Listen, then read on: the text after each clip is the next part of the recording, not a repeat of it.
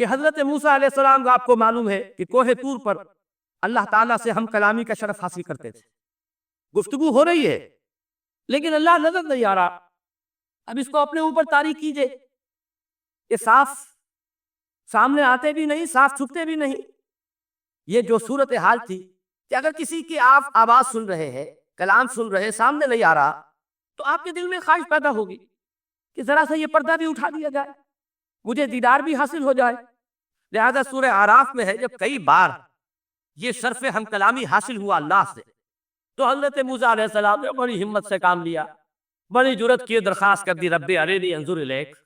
یہ جو پردہ بیچ میں حائل کیا ہوا ہے، پروردگار تو میرا شوق دیکھ، میرا اشتیاق دیکھ، تو مجھے ذرا دیدار بھی عطا ہو جائے.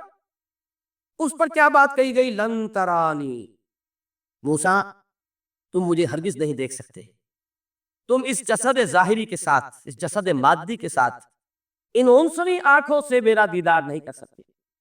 ولیکن انظر الجبل، دیکھو ہم تمہیں ایک مثال دیے دیتے، ذرا اس پہاڑ کی طرف دیکھو، ہم اپنی ایک تجلی اس پر ڈالیں گے.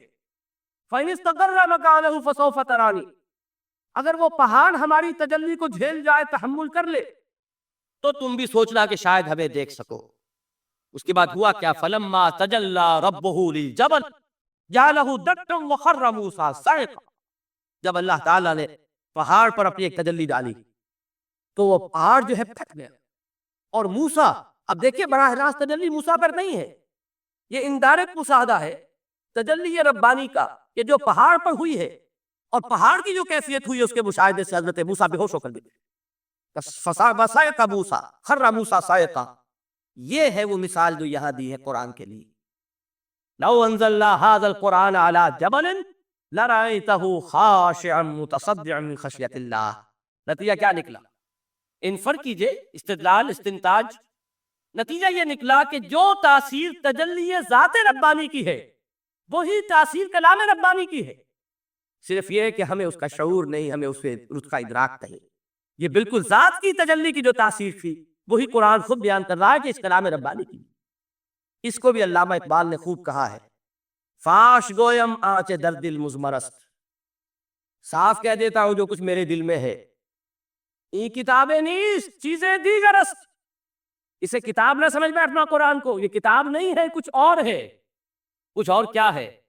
مثل حق پنہاؤ ہم پیداستو، زندہ و پائندہ و گویاستو. یہ تو جیسے اللہ تعالیٰ کی ذات ہے، مثل حق، ذات حق سبحانہ و تعالیٰ کی طرح یہ زندہ ہے، پائندہ ہے. مثل حق، پائندہ و گویاستو، یہ جو ہے زندہ ہے، یہ متکلم ہے، کلام نہیں ہے. کل صفات ربانیہ جو ہیں، ظاہر اور باطن، مثل حق پنہاؤ، ظاہر و پنہا، اور حی و قیوم جیسے اللہ کی ذات ہے، وہی صفات اس کلام کی. اور اس کے بعد وہ شعر آیا تھا جو میں پہلے سنا چکا ہوں، چون بجا درست جا دیگر شبت. جب یہ قرآن کسی انسان کے اندر سرایت کر جاتا ہے، اس کے دل پر نازل ہوتا ہے. دیکھیے یہ الفاظ آپ کو کہیں اور نہیں ملیں گے. میرے نزدیک جہاں علامہ اقبال اس دور میں قرآن کی عظمت کا سب سے بڑا ثبوت ہے، وہاں عظمت قرآنی کے سب سے زیادہ واقف اور اس کا سب سے زیادہ شعور رکھنے والے بھی علامہ اقبال. یہ الفاظ آپ کو کہیں نہیں مل سکیں گے کہ مثل حق پنہاؤ ہم پیداستو، زندہ و پائندہ و گویاستو، چون بجا ترفت جہاں دیگر شوت، جہاں چو دیگر شد جہاں دیگر شوت. جب یہ انسانوں کے اندر سرایت کر جاتا ہے، ان کے اندر ایک انقلاب آ جاتا ہے، اور یہ اندر کا انقلاب ہے جو ایک عالمی انقلاب کا پیش خیمہ بنتا ہے. آپ آرڈیننس کے ذریعے سے نمازیں پڑھوائیں گے تو پھر نماز وہی پڑھی جائے گی جو آفس ٹائم میں آئے گی. آخی اور کیوں پڑھے گی؟ وہ تو آرڈیننس کے ذریعے سے پائی جا رہی ہے. اس کا اثر تو وہ ہوگا جو ہمارے ہاں دیکھا جا چکا ہے. اور اس وقت بھی اس زمانے میں نے یہ سنا ایک جگہ کہ کلاس 4 امپلائیز جو ہے، وہ شروع میں جب آرڈیننس نافذ ہوا تھا ہمارے ہاں، تو دفتروں میں بڑا اہتمام ہوا، آفیسرز نے خاص طور پر بڑے اہتمام سے زور کی نماز پڑھنی شروع کی. لیکن مجھے بتایا گیا کہ کلاس 4 امپلائیز جو ہیں، ہمارے یہ ڈرائیورز ہیں، پی انز ہیں، یہ کھڑے ہنستے رہتے ہیں، شریک نہیں ہوتے. میں نے ان سے کہا وہ اس لیے کہ انہیں معلوم ہے کہ آپ بھی تو یہی پڑھ رہے ہیں صرف نماز. باقی آپ کے ڈرائیور سے اور آپ کے خانسامہ سے یہ بات چھپی ہوئی نہیں ہے کہ اثر آپ نے بھی نہیں پڑھنی، یہ صرف زور ہے جو آپ پڑھ رہے ہیں. تو یہ اصل میں اندر کا انقلاب جب تک نہ آئے، باہر کا ٹھوسا ہوا انقلاب، وہ تو جب پریشر ہٹ جائے گا تبدیلی ختم ہو جائے گا. چوں بجات در رفت جا دیگر شود، اندر انقلاب آئے. جب اندر تبدیلی ہو جائے گی اب انسان کا پورا وجود بدلے گا، پھر اس کے اندر سے تبدیلی جو ہے وہ ابھرے گی، اسے کسی خارجی دباؤ کی ضرورت نہیں ہوگی. جہاں چو دیگر شد جہاں دیگر شود. اور جب انسانی شخصیتوں کے اندر یہ انقلاب اندر سے آتا ہے تو پھر وہ عالمی انقلاب بنتا ہے. جیسے کہ محمد رسول اللہ کا انقلاب. واقعہ یہ ہے کہ اگر جوئش کانسپیریسی، عبداللہ ابن سبا کی سازش اگر کامیاب نہ ہو گئی ہوتی اور مسلمانوں کے اندر آپس کا اختلاف اور سرپٹول نہ ہو جاتا، جو حضرت عثمان کی شہادت، پھر حضرت علی کی شہادت رضی اللہ تعالی عنہما، اور حضرت علی کی دوران خلافت یہ آپس کے جو جنگیں ہوئی، جنگ جمل، جنگ صفین، جنگ دہروان، اگر یہ نہ ہوئی ہوتی تو جس سپیڈ کے ساتھ اور رفتار کے ساتھ انقلاب محمدی کی توسیع ہو رہی تھی علی صاحب الصلاۃ والسلام، کوئی طاقت دنیا میں نہیں تھی. اقبال نے اس کا بھی نقشہ کھینچا ہے کہ تھمتا نہ تھا کسی سے سیل رواں ہمارا. وہ سیل رواں تھا، کوئی روکنے والا نہیں تھا. انٹرنل سیبوٹاج وہ ہے کہ جس نے اس انقلاب کا راستہ روکا. تو واقعہ یہ ہے کہ وہ اندرونی انقلاب حضور نے برپا کیا قرآن کے ذریعے صحابہ میں. اندر سے جو انقلاب تھا اس نے عرب میں ایک انقلاب کی شکل اختیار کی. اور یہ انقلاب جو ہے اتنی اپنے اندر قوت رکھتا تھا، اتنی پوٹینشیلٹی تھی اس کی، کہ وہ 20 برس کے اندر اندر کہا آکسس دریائے جیہوں، کہا اٹلانٹک. تصور تو کی تاریخ میں اس سے پہلے اتنی بڑی کوئی مملکت قائم ہوئی نہیں. کہا یمن اور کہا ایشیا کوچک، ایشیا مائنر ٹرکی، یہاں سے وہاں اور وہاں سے یہاں. اتنی عظیم مملکت حضرت عثمان رضی اللہ تعالیٰ عنہ کے خلافت میں ہو چکی تھی. یہ بات اگر یہ چلتا معاملہ آگے تو کوئی قوت اب نہیں رہی تھی. سلطنت روما ختم ہو چکی تھی، سلطنت کسریٰ ختم ہو چکی تھی، پرخچے اڑ گئے تھے. اب کون سی طاقت رہ گئی تھی جو سیلاب کا راستہ روکتی؟ یہ وہ یہودی سازش ہے جس نے اندر سے سیبوٹاج کیا. بہرحال یہ ہے انقلاب محمدی کا طریقہ، اندر سے تبدیلی. اسی کو علامہ اقبال نے کہا ہے، تیرے ضمیر پہ جب تک نہ ہو نزول کتاب، گرہ کشا ہے نہ راضی نہ صاحب کشاف. یہ قرآن اب بھی تم ایسے محسوس کرو کہ جیسے تمہارے دل پر نازل ہو رہا ہے. اور مجھے یاد آیا امام ابن قیم رحمۃ اللہ علیہ، ان کا ایک بڑا پیارا جملہ ہے. وہ کہتے ہیں قرآن کے بعض پڑھنے والے ایسے ہیں کہ جب وہ قرآن کو پڑھتے ہیں تو یوں محسوس کرتے ہیں کہ قرآن مصحف میں لکھا ہوا نہیں ہے، ان کے اپنے دل کے اوپر کندہ ہے، دل کے اوپر سے پڑھ رہے ہیں. یعنی اتنی کامل مطابقت وہ محسوس کرتے ہیں، اپنی فطرت، ہیومن نیچر اور قرآن کے اندر اتنی مطابقت ہے. اس طرح وہ ٹیلی کرتے ہیں ایک دوسرے کے ساتھ کہ محسوس ہوتا ہے کہ وہ کتاب ان صفحات میں لکھی ہوئی نہیں ہے بلکہ لوح قلب پر لکھی ہوئی ہے کہ جہاں سے وہ انسان اسے پڑھ رہا.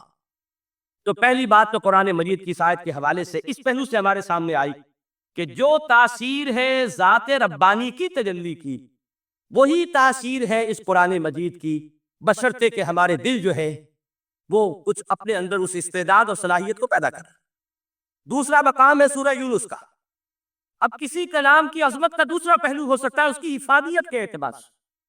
اس سے فائدہ کیا ہوگا نوع انسانی کے لیے؟ دیکھیے 2 آیات، یہ عظیم خزانے ہیں عظمت قرآن کے. سورہ یونس میں یا ایھا الناس، اے لوگو، قد جاءتکم موعظۃ من ربکم وشفاء لما فی الصدور وہدی ورحمۃ للمؤمنین. 4 الفاظ نوٹ کر لیجیے. اے لوگو، آ گئی ہے تمہارے پاس وہ چیز تمہارے رب کی طرف سے جو موعظہ ہے. موعظہ کسے کہتے ہیں؟ نصیحت. اس بات کو ذرا سمجھ لیجیے ترتیب کیا ہے. نصیحت اسے کہتے ہیں، جی رہا نہیں جا رہا، میں نے اس کی ترتیب بدلی ہوئی ہے. مجھے یاد دلایا ایک صاحب نے کہ سورہ رحمان کی ابتدائی آیات کا بیان تو رہ گیا، وہ رہا نہیں، میں نے پڑھا کسی اور ترتیب سے تھا، بیان کسی اور ترتیب سے کر رہا ہوں. پڑھنے میں 4 2 اور 1، اور اب جو میں بیان کر رہا ہوں پہلے 1 آیت سورہ حشر کی جو بیان کی، اب 2 آیات ہیں سورہ یونس کی. لوگوں، تمہارے پاس آ گئی ہے تمہارے رب کی طرف سے موعظت، اور تمہارے سینوں کے اندر جو روگ ہے ان کے لیے علاج. توجہ کیجیے گا، ہم نے قرآن کو کیا سمجھا ہے؟ صرف ایک مقدس کتاب، ایک حصول ثواب یا ایصال ثواب کا آلہ. قرآن ہے کیا؟ نمبر 1 موعظہ. موعظہ کسے کہتے ہیں؟ واعظ اسے کہتے ہیں وہ بات جس سے دل نرم ہو جائے، دل کے اندر گداز پیدا کرنے والی شے. وجہ کیا ہے؟ اعلیٰ سے اعلیٰ حکیمانہ بات کسی سے کہی جائے، دل سخت ہے، اثر نہیں ہوگا. ایک کرسٹ آ جاتا ہے انسان کے دل کے اوپر، جیسے کہ یہود کے علماء کے بارے میں فرمایا گیا، ثم قست قلوبکم فہی کالحجارۃ او اشد قسوۃ وان من الحجارۃ لما یتفجر منہ الانہار وان منها لما یہبط من خشیۃ اللہ. وَإِنَّ مِنْهَا لَمَا يَشَّقَّقُ فَيَخْرُجُ مِنْهُ الْمَاءُ۔ اے لوگوں پھر تمہارے دل سخت ہوتے چلے گئے، پھر وہ پتھروں کے مانند سخت ہو گئے، بلکہ ان سے بھی زیادہ سخت، اس لیے کہ پتھروں میں تو وہ بھی ہوتے ہیں کہ جو اللہ کے خوف سے گر جاتے ہیں، پتھروں میں وہ بھی ہوتے ہیں کہ جو اللہ کی خشیت سے پھٹ جاتے ہیں، ان میں سے پانی بہ نکلتا ہے۔ پتھر تو اس طرح کے ہیں، لیکن انسان کا دل جب سخت ہو جائے، جب پتھر بن جائے، تو کوئی شے دنیا کی اس کی سختی کا مقابلہ نہیں کر سکتی۔ پہلے اس سختی کو نرم کریں گے، جیسے زمین ہے چٹیل زمین، اس زمین کے اندر ہل چلے گا تو بارش جو ہے فائدہ دے گی، اس کو آپ زمین کو نرم کرتے ہیں تاکہ وہ بارش کو جذب کرے، ورنہ چٹیل زمین ہے سخت، وہ پانی بہ جائے گا اور وہ زمین کا رزق نہیں ہوگا۔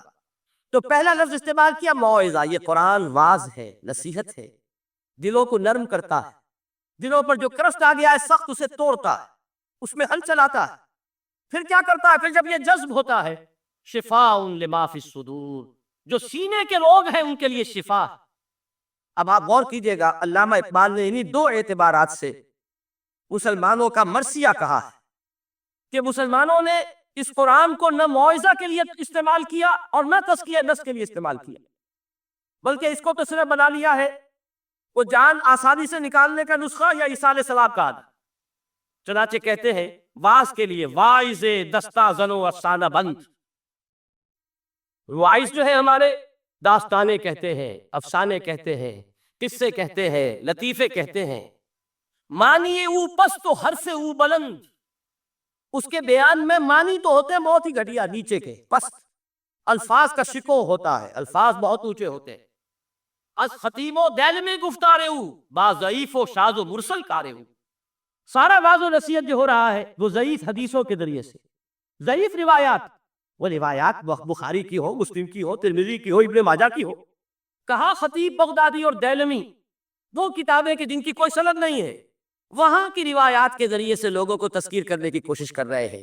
با ضعیف و شاذ و مرسل کارے او، ضعیف روایات، شاذ روایات، مرسل روایات، جن کا سلسلہ روایت محمد رسول اللہ تک متصل نہیں ہے، اس کے ذریعے سے کر رہے ہیں۔ حالانکہ موعظہ، سب سے بڑا موعظہ یہ قرآن تھا۔ قرآن کہتا ہے خود فذکر بالقرآن من یخاف وعید، اے محمد صلی اللہ علیہ وسلم آپ اس قرآن کے ذریعے نصیحت کیجئے، یہ قرآن ہے جو دلوں کی سختی کو ختم کرے گا، گداز پیدا کرے گا۔